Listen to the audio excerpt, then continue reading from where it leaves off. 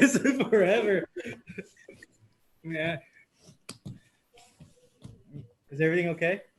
Yeah, everything is good. Okay. I'll start Snapchatting you again. Okay. Oh my God. Yeah. Okay, you guys are. Chatting you again. Okay. Hold on a second. Oh my God. Yeah. Okay, sorry, that was the YouTube thing. I have it connected to the TV. It's playing back to me, Oh yeah. so it's super loud.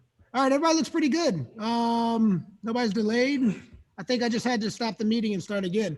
Okay, we're gonna get started. Let's get ready.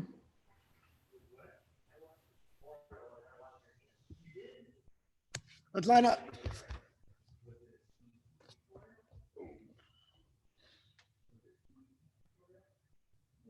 All right, team, here we go. Ready, stance, feet together, tension, and bow in. All right, so we did a challenge with the kids this week, and I want to share it with you guys. It's just the tiger routine. Most of us know how to do this, but what I'd like to see is everybody be able to do it from start to finish in this specific order with this rhythm right here. So let's start with this. I'm going to run through it quickly, then I'm going to run through it slowly, and then we'll get through to some other drills and exercises, and then we'll open up for Q&A.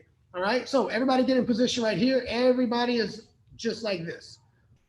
All right, so we'll start with just the whip, right? So we're going here, side to side. Begin.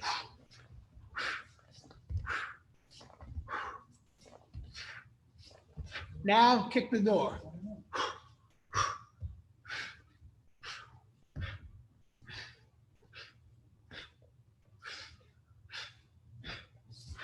Around the world.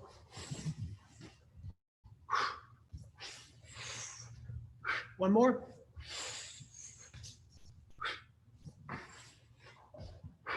Protection walking drill. Hands down, switch. Nice and low. Push up, kick, back, reset, switch.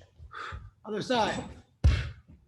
Up, kick, back, reset. Next one, the lizard drill. Shoulder down. Here, shoulder down. Here. Next, stepping up for the kick the mouth drill. Step, kick, back, here. Switch, step, kick, back, reset. Good.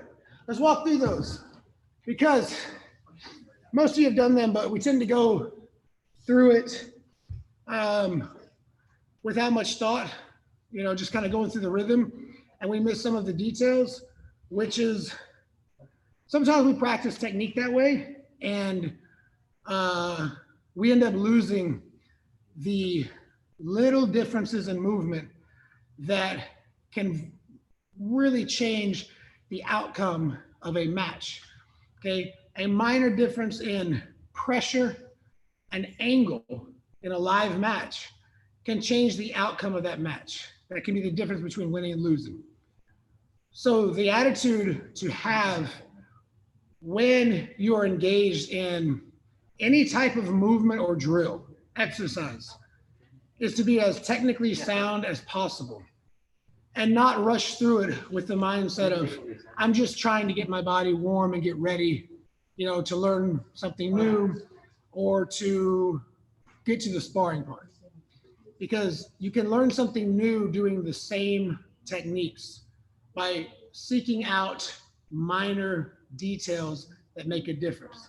Okay, so this is the easiest one, the starting point, right here. But I still see all the time, people kind of put their hands down, right? And they're shifting the weight to their hands. And the whole point of this is develop movement with your core and your legs and your arms, not by pushing. So my hands are here. And when I switch, I really use the momentum of my hands. And that allows me to be as fast as possible, okay? In jiu-jitsu, I have to incorporate technique is first, right?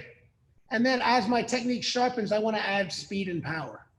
When I have those three elements working together, sharp technique, speed, power, now I'm dangerous. Now I'm really efficient at that movement. Okay.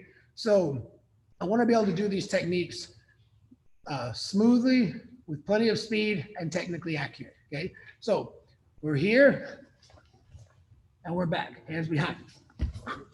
And I'm getting a little stretch, but I'm not resting. Good. Kick the door drill. All right. So on this one, this is what I see. And some of you may think that that looks correct. Correct is this. I need my leg loaded so that I can kick. That's why we call it kick the door drill. Because I would never kick in a door, kicking my leg sideways, right? So here, I need to be tall to make room for my knee to come into my chest. So again, I'm in position. I load my knee up to my chest. I line it up with the door. I kick. And right here, my toes are pointed back at me. Nice, Nariam. Your foot is covering the whole camera. That looks good. Right? So I'm up. Sometimes this leg is very relaxed and lazy. This leg is straight and engaged, and my back is straight, right? Here. When I switch, I tuck this leg in, and I kick the other side.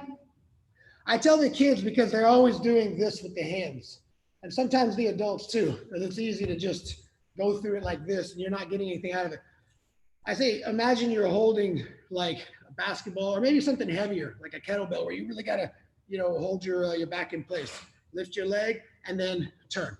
Now, other side, knee to the chest, kick, back. Good. Around the world, this is one where all the time I see this. Hips off the ground. That is also incorrect. If your hips are coming off the ground, you are very slow during that movement, right? You can be fast and then slow and then fast again. The idea is to be fast the whole time. I've got to plant my hands so my legs do not have to slow down because I'm stacking myself, right? I'm going to go fairly slowly on this one, but as I come out here, my leg kicks around, but you notice my lower back stays on the ground, right? And then I can be very fast. So that's how we want to try to do that drill. If you feel yourself coming off the ground, you're probably engaging this leg too soon. Because if I engage my leg too soon, that momentum lifts me up. This leg does not move until this one is on its way back. Right now. See that? It's like right now, the other leg starts to go. And that's the most efficient way that we can perform this movement. Okay. So one more time, everybody together, hand out to the side, leg around. And I really accelerate the speed at the end. When I'm kicking that leg back, I'm throwing myself forward. So watch this, I'm gonna go the other side. When I kick my right leg back, I'm really throwing my head forward. And you're fast, you're really fast right there. Good. Okay, the protection walking drill. This one, the around the world drill we just did is kind of mechanically, I'd say, the most challenging, getting the timing of the legs just right. The protection walking drill has the most steps that can sometimes cause, I would say, more confusion on which leg is straight, which leg is bent, because there's a lot of working parts. It just takes reps. But I want to do this as smoothly as I can.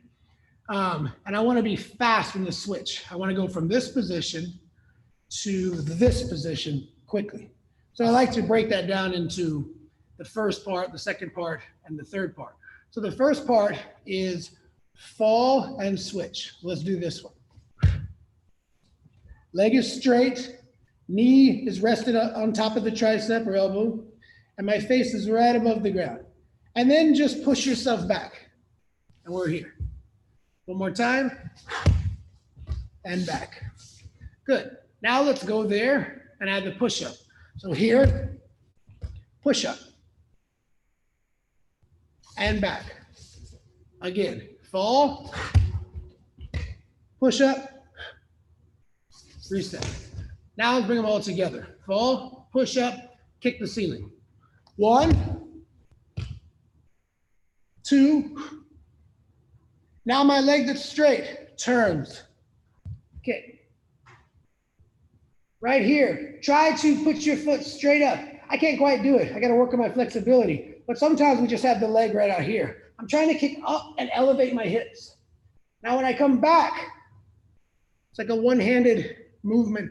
And I want to go down into that position that I started and reset. I want to do that smoothly, right? Then switch, okay? Now other side, let's just do the switch, okay? Fall and switch. Back. Switch. And back. Now let's do the switch and add the push-up. Push-up. Back. Again.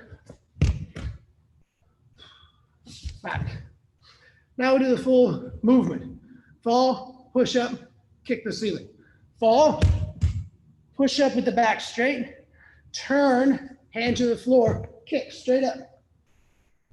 Rewind with control. Back down low. Reset.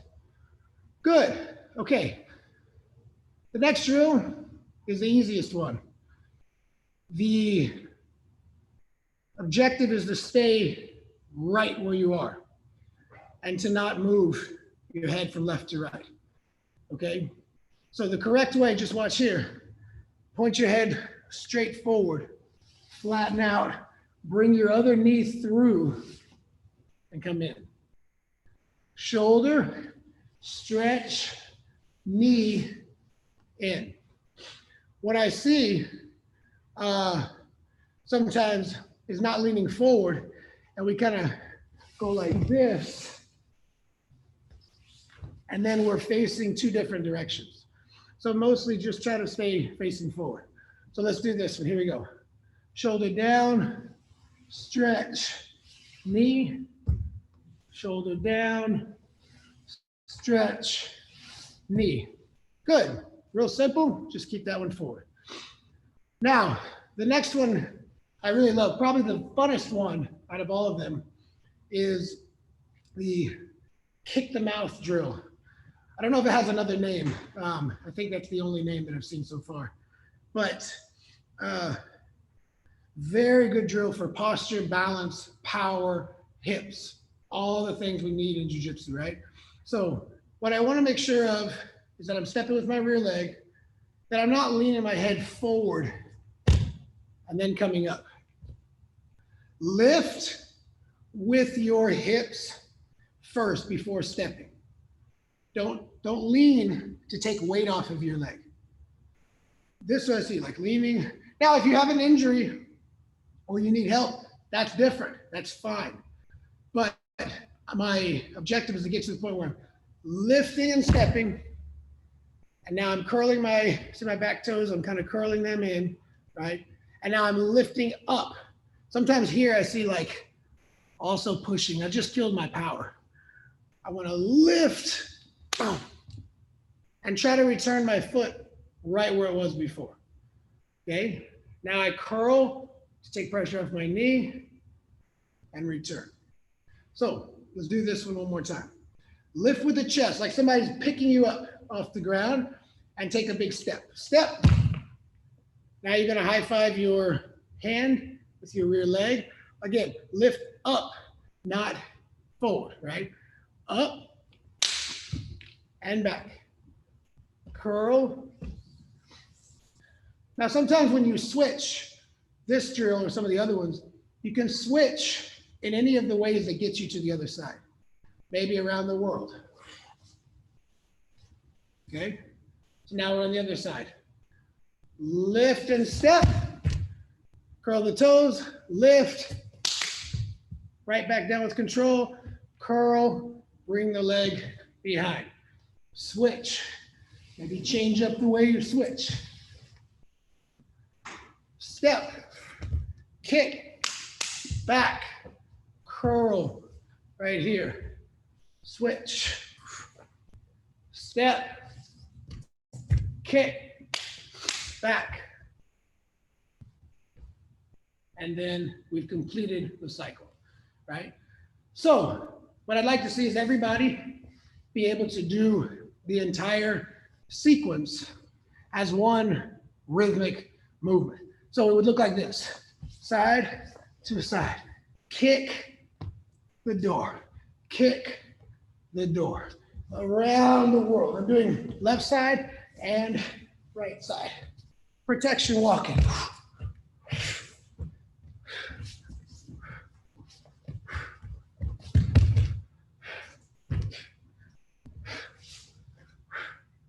Lizard drill. And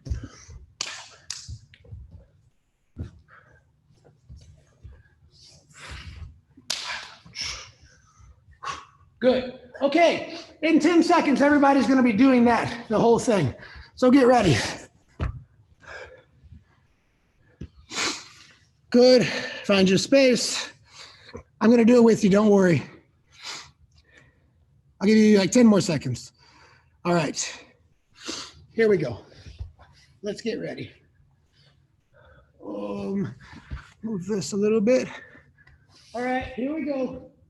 Okay. And we're ready. And side to side, begin.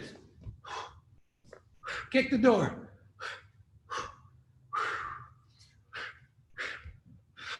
Around the world.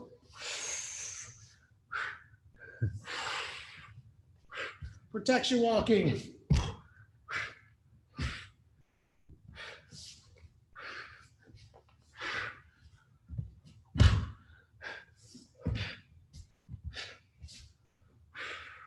Lizard drill.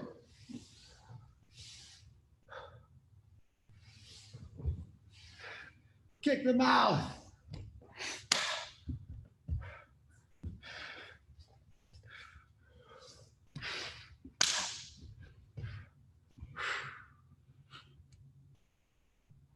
Good. Okay, so some of you have practiced that enough where that was no problem. Some of you need some time. What I plan to do today is film a video. I mean, I think this video is actually probably sufficient to go over everything, but I might film a separate one to put on the our Facebook leadership members page and email out, put it on YouTube, so you guys can practice.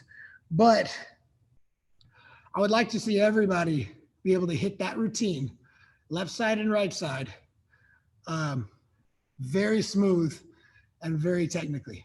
Not just know what the steps are, okay? Because we can figure that out by memorizing. Professor Jose was saying how, what really helped him was remember that there are 6 techniques, and he would do them in blocks of 3, right?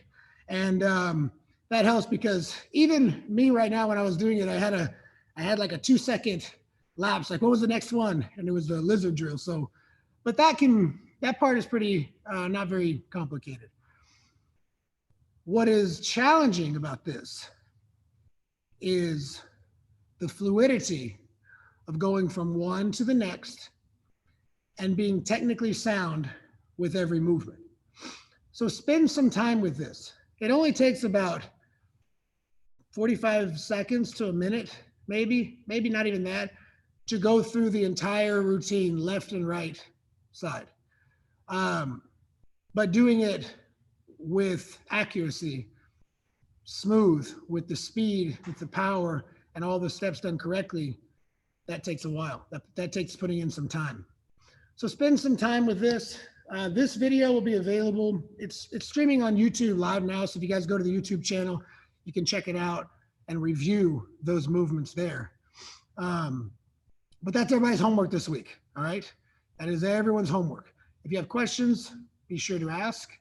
But that is it. Okay. So good. That took about half an hour. So what we'll do now, like we've been doing, is take some questions. And again, this is more of a no-gi class, so we're not wearing the gi. So look at this rebel. Like if, except for George got the gi on. So Mona, if Mona has a question about worm guard like last night, it'd be difficult to demonstrate, but I'm happy to verbally try to answer, right?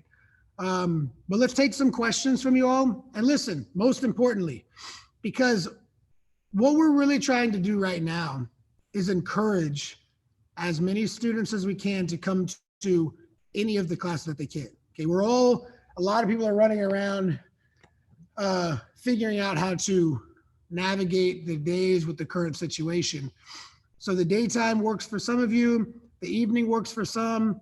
You know, sometimes just 1 or 2 classes a week is the best that some of our students are able to do. And it's not always at the perfect time that they would normally do their class.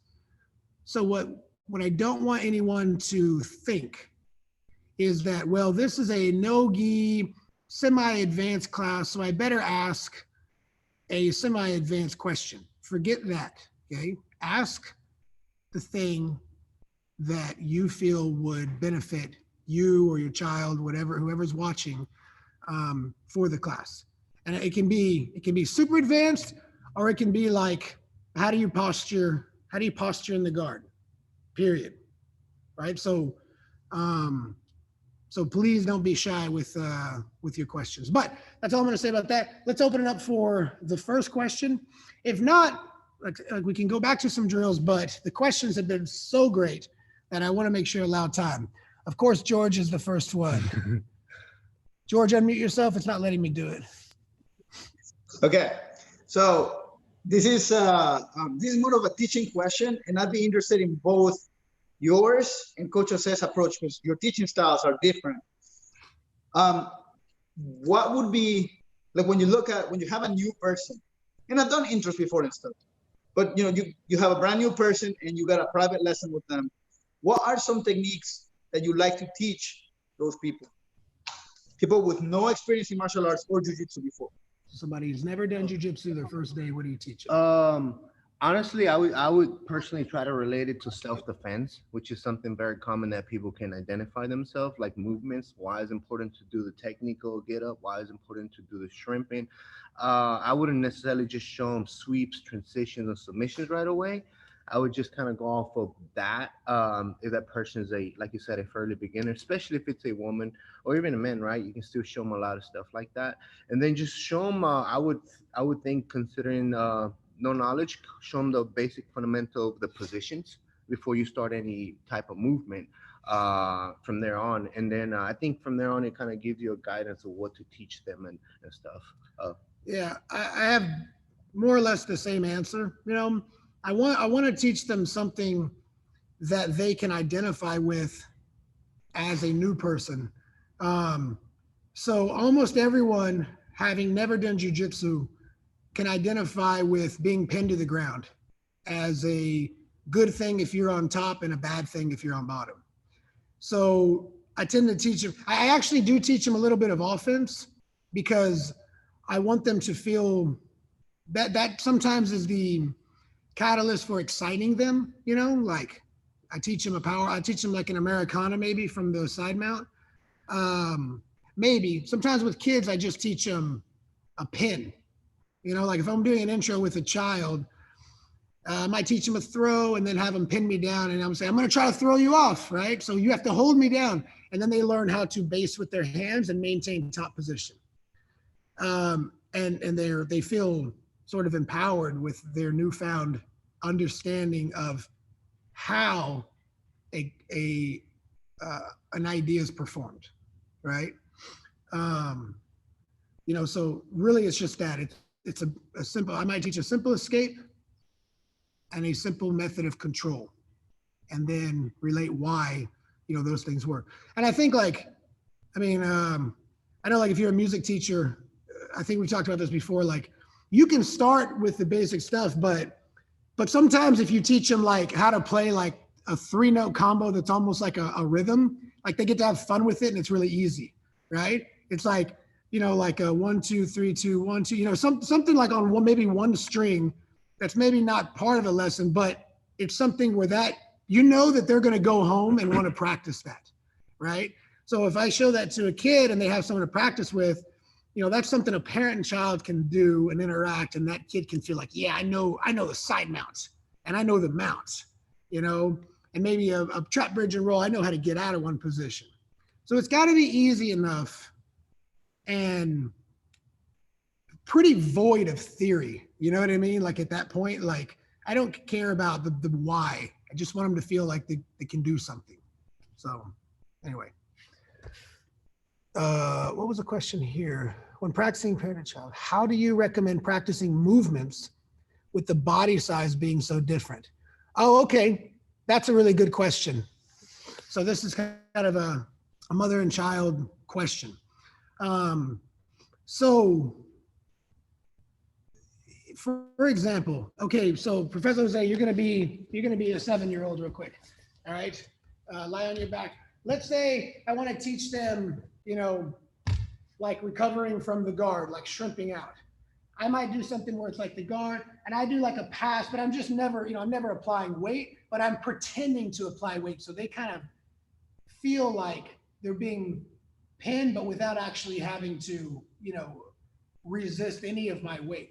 So I'll come down, I'm like, I got you. Well, it kind of looks like I have them, but I'm actually, all the weight's on my knees and hands. I'm not actually putting the weight down, right? So I'm like, well, you got to shrimp out, you got to bridge, push, that's it. And then I'll, and now you got out. And I will sometimes mimic efforts. I don't know if that sounds deceptive, but I will mimic effort because I want, that body language gets reciprocated. I'm going to pass. And then they're like, no, you're not. And then they start moving, right? Same thing with a sweep. If let's say I'm doing the hip bump, okay? And let's say Professor Jose, just lie on your back, right?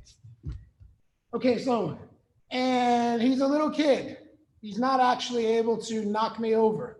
And he's actually that tall, and his legs come to here. There's probably no closed guard. But he sits up, let's say he can only come up to like right here. And I want him to do the hip bump. Well, all I want him to do is be able to lift the hips and grab my arm.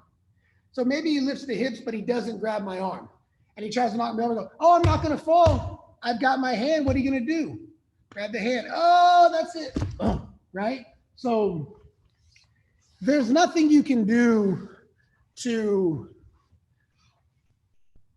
change the difference in your sizes. But you can, what you look for is recognize 2 to 3 ideas in a move that you would like them to do and look for them to do those. So a hip bump is considered a pretty fundamental basic sweep, but there's a lot to it at a black belt level. There's timing, speed, accuracy, all the things that I was talking about with the tiger routine drill. All that's really important. But all that becomes important as you move up in the rank. In the beginning, I want to make sure that you are turning, doing a sit-up, lifting, and holding the arm. Okay, if you're doing those movements, then I'm going to allow the finish to take place. I'm going to even assist by rolling myself. And what they're doing is they are feeling the move. They're feeling the movement, and they're building the confidence with it. Like, oh, I'm doing it. I'm doing the movement. So that's what you have to do. You have to do kind of the same movements, but you require less of the smaller partner, and you give less resistance. But it's you still do the same techniques.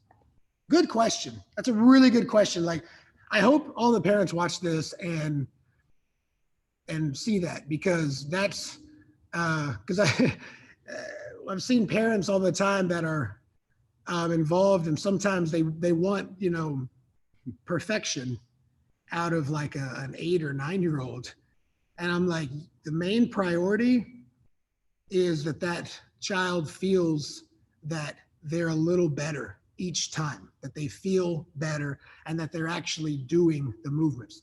It's fine if they're not doing it the right way. And I think this goes for all activities. It's like, if you're like, George can talk about this because he has students in music all the time. And it's like, what you want is progress, not perfection. Perfection never comes.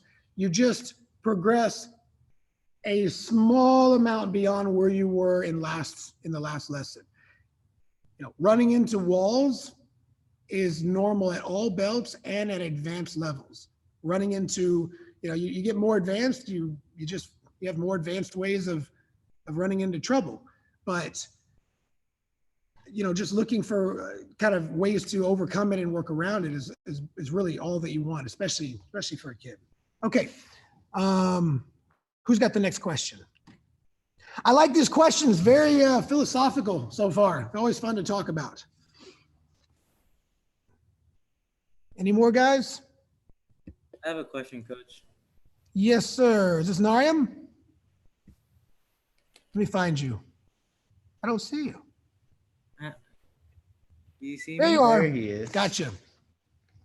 Oh, so this is, let's say like if you're on your back and the guy is on top and he have double unders and Yeah. you're like your hips is off the ground like this. Right. So how do you recover from that awkward position because my hips are off the ground now? Good. Yeah. So, let me show you a drill that we do all the time, so I can connect the idea to how you're going to do this. So, one drill that we do, we call the wave. Right. It's where you go from kind of this sitting S position, where you go shoulder stack to here. And what I was showing was how you can bounce from the shoulder stand to the feet and back and forth, where you go here and you go foot. Because what happens when Professor Jose gets me in a stack position and he's up right here, what I cannot let happen is that I just allow my weight to drop down. I've got to put my back into fighting this. So go ahead and stack me. Yeah, I got to be here for one. Two, when he does kind of throw me, look, he doesn't pass my guard yet. You see? Okay. So he keeps trying to drop his weight down, but I can hold off. And I can sometimes come back, or maybe he stops me, but I can turn this into a sit out because I trapped his arm. That happens pretty often. Okay. You want to be strong in the shoulder position. Now, one thing I notice you're doing right now, your neck is quite bent. And that's where a lot of people lose it, right? Like, I mean, no, your neck is bent. That's okay. But your hips are a little bit bent. You want to be, one more time. So pull a little bit tighter. Yeah. So I want to be like here. You see how I'm extending? And my legs can, yeah. I can post here, but look how my neck's not that bent now. In this final position, I'm making a straight line almost from my neck to my my knee, really. If I curl in, this is where I get collapsed, okay? So that drill of kind of being up like this movement, and then going to here and back, right? That type of movement is really going to help. Do not allow yourself to get folded in. Okay, extend your hips back into them. Fight the hands, but once they turn and start to sag, you put that foot on the ground. One foot on the ground, one foot is fighting back. One leg is fighting. Does that make sense? Yes, sir. Okay. Yeah. So it's sort of like you have a board on your back and you can't bend it. It's like you're straight. Sort of. Yeah, like you want to be strong. You want to be strong in your core. Yes, The sir. stack pass is all about folding the person, right? Yes, sir. They want to fold you up by reaching across and grabbing your lapel, grabbing your belt, and crunching you in on yourself. So you have no fight left. Now, real flexible guys can handle that, but it's kind of a losing battle if you can't put up a fight. You can just put up you can take it, but you can't always put up like a counterattack. By straightening my back and I can move my legs kind of independently, I can actually move them away. That allows for space and recovery. Yes, sir. Thank Good you. question. Let's look one more in the chat question. What is it? So they can do from any given position. Obviously. Okay, so the question with kids, a good way to help kids see different position options that they can do in any position. Helping them make connections as to what to do next. Okay, so here are some basic ideas, and then Professor Jose can help with this too, I'm sure. But a couple of basic things is make it sort of a positional, like, understanding game. Like, what are the main positions we want to win? Mount, side mount, back mount. Those are the three main ones, right?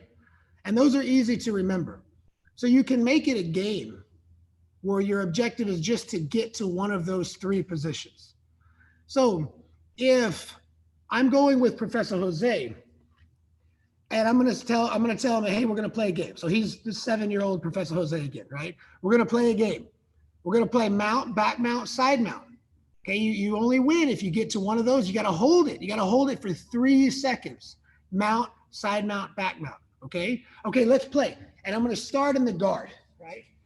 So I'm going to go here. And so he's trying to move around my legs, and maybe he doesn't, know a lot is here. I'm like, got to get to the side, I'm on my side. Oh, you got to flatten me in the side mount. You got to flatten me. You got to hold. Don't let me push you off. You got to hold. Oh, that's not enough space. Drop your weight. Good. 1001. 1002, 1003, that's awesome. And I'll say, okay, you won the position. What position was that? And then he'll go, and then he has to remember, that was a side mount.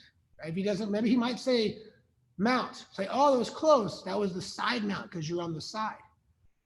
Now, he might think that's the main one to win, but I want him to do some other ones. So I'm going to feed him a different one. So now I want him to get the back mount, right? So I'll say, okay, we're playing mount, side mount, back mount. Try to go. Good. Okay, he's trying to get the side mount. Oh no, but I'm turning away. What are you going to do now? And now he's hanging, but he doesn't know, maybe he doesn't know that he's winning yet. So you got to put the feet in. That's one. You got to put the other one in. Good. And maybe I'll block it. Got to put it all the way over. Yes. Got to hold for 3 seconds. 1001, 1002, 1003, awesome. And then I'll ask him, what position was that? Back mount. So I've limited the game to the 3 most winning positions for him, most losing positions for me. And then one other thing you can do as you progress with that game is once in a while, you beat them with that position. Not beat them is not really the good word, but you might do like a movement where you turn them over and you put them in the side mount. So now they're recognizing the other side of it. Like, oh, that's what it feels like to be in that position, or the mount, or the back mount, right? So limit it to those 3 movements, I would say. Because a kid's journey is, everyone progresses differently, and you have to look for those things and always start off. And by the way, I do that with the adults too. New adults, we'll play a game, we'll play mount, side mount, or back mount with the adults. And it's like, okay, you win if you get to one of these. I don't really care how you do it. Okay, so, and then you guide them through it. And, so it's like, you might say, okay, it's passing the guard. It might be, I want to work the back mount. So I'm going to say, okay, you're going to start on the turtle position. Okay, you start right here, put all your weight down, good, and go. And now he has to try to get to the back mount. And I'm going to guide him through with the hooks. Sometimes I'll even, here's one more kind of tip is like physically moving the child into the position they want and then saying like, that's it, good, right? Even though you help them, giving them the credit for finding the position, even with the help, that really helps. What are some things you like to do with the kid? I mean, that what you said was great. I don't think they need to learn all this function of, moves and techniques, especially being on the internet where you can find so much material. But keeping it simple, like Professor said, like a game kind of thing. Just exactly what he said. It's perfect. Adding, I would add also the positional control. For example, the mount. One thing I do a lot with the kids is they tend to get rolled quickly. So that means our balance is not great. And for example, Professor Travis, a 7-year-old kid today, one thing is they always posture and sit up like this, so they get rolled easily. So one game that I play with them is constantly offsetting your weight, where they learn how to post very low. So if I try to push them, it becomes like a game. I'm trying to push them to the side, and then eventually I add more resistance, where I'm almost bridging all the way, and they push back. They push back to the mount. Go ahead and push back. Yes, there. You see? So he's pushing. Now I'm trying to turn. And then eventually I could roll all the way. Boom, he's staying on top. He's not taking my back, and I roll back. It's just to maintain the position. And then once you get better at it, I'll feed him a submission like, oh, look, I made a mistake. Or maybe I'll give him a desperate armbar right here, like right there. And a lot of times the kid might not even see it. Go back, Professor. So I'm here like, oh man, take advantage of the armbar. And they'll go for it. It's like an actual sparring round. And then you allow them to finish the submission. Another good way would be, for example, the back mount position. It's a game that we play in class with the smaller kids. We show them the basic fundamental position of holding the back mount, and now you're asking them to stay tied to the headed monster, and all you're doing is just moving. You see, I'm trying to make it difficult. Like Professor said, at times you want to get off so they can see how to adjust. I want to turn, move, boom. He lost the back mount, but then we adjust that and make it like the Professor said, a game. But I would just follow like he said. Yeah, that's really good. Just those three positions, and find different levels of resistance that they respond, well to. Holding, like actually, I would start with this game. I would start in the position, hold the move, then I would go with the one that I recommended would be maybe like the next level, find the position. So start and hold the position, and then find the position through movement. Yeah, those will be really good. Real good question. Okay, what else do we have? We have time for maybe one more. These are great so far. I have a question, Professor. Yes, sir. Who do we got? Billy. Who's that? I can barely hear you. Okay, when you're in bottom half guard, what's your go-to? All right, when I am, say it one more time, when I'm on bottom half guard. Yes. Oh, there we go. I see. Okay. Well, that can be a complicated question because they're saying half guard is kind of like saying guard. There's a lot of them, right? So, if I am in half guard, I'm not a big half guard player. Like, it's not my main game. I don't play a whole lot of like deep half guard or low half guard. I do like, I'll show you one that's real simple that I like, that's surprisingly effective, but I'm using it in combination with some other ideas. Let's actually turn this one. Okay. So I'm playing a knee shield game with my feet here. I might cross the feet just to have a little more clamp on that. And I'm baiting the underhook here. So I like, but you see how it's like difficult for him to take it? So I'll reach up and play an arm over this way, but I don't feel that he can do that. So when he drives his weight and maybe works his way through, I like that tilt sweep. And that works a high percentage of the time. It even works just from when I lose the position here. What's happening, so watch my feet very carefully. My inside leg, my right leg, this one, is anchoring flat on the ground. My other foot is sandwiching on top. It is not crossing the ankles, right? This is a very important detail. Do not cross the ankles. Put it right on top of your foot. My arm straps here. I might even move myself toward this arm so that frame of his elbow is not so effective. And now I'm bridging up and tilting. I mean, this is one that it doesn't look Like I feel like it looks like an outdated self-defense move and works all the time. I mean, it really, really does. When right? when you showed it to me, I used it a lot. It really became part of my game. Yeah. But I actually use it a lot to escape the position when you force that half guard on me. Yeah. Like not necessarily a sweep, but when he gets very crushing me here in position, I'll get here just to recover the position. Yeah, it's like that's a good point too. If you don't get the sweep, you knock them off where they have to use their hands to balance. I just call it a tilt, right? I'm just tilting them over. And yeah, I like that. I like hitting that a lot.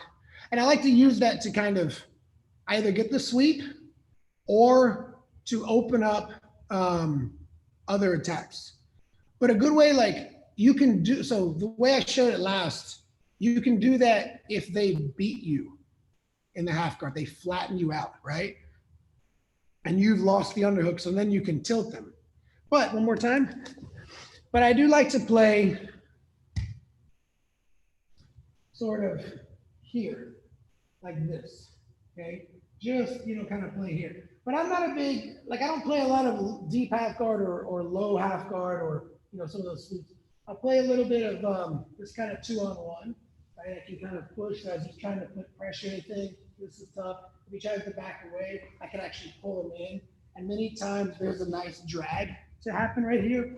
So it's not a traditional half guard. It's more of a, you know, it's more of a guard that allows me to go from half to butterfly to drag, as opposed to just diving and committing to that half guard game. But that's, yeah. If I'm gonna play it, I'm gonna play it almost with an easy option to switch to something else. So I don't know if that answer made you happy or sad, but hopefully you liked it. Time for one more, team. One more.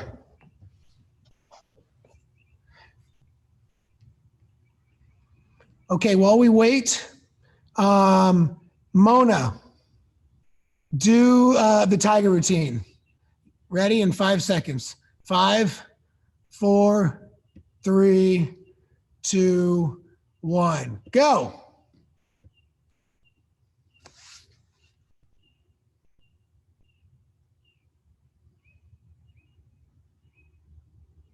Pretty good.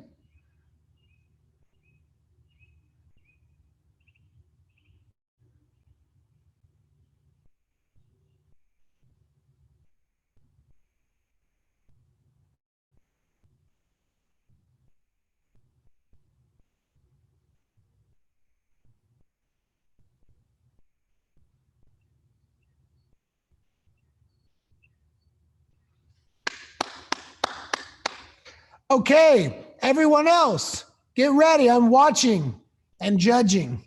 Not really, but get ready. George, I can't see your legs, which is half of the whole movement. All right. So it's a great way of cheating. You're just putting the camera, your belly buttoning up. All right, ready? 3, 2, 1, go.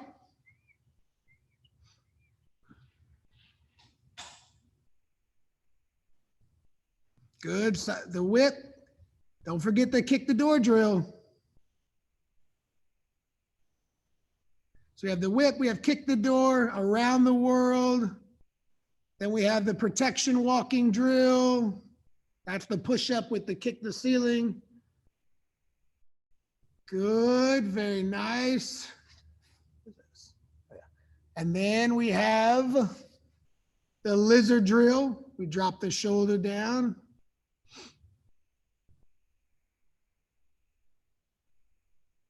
Then we have finally after that, kick the mouth drill. That's the step, the kick, and the reset. Got to bring that leg behind, Stephanie. Oh, other leg.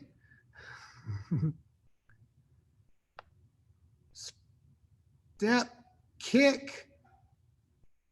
Oh, good. All right, team. Very nice work. Where's my, there we go. All right. Good work. So this video will be available on our YouTube channel, Team Tooke MMA, and I'll post it on the Team Tooke leadership page as well. I'll probably film another one in detail going over the instructions, but guys, practice that because I want to see everybody demonstrate that hopefully by the end of the week. All right. Excellent work. Let's bow out.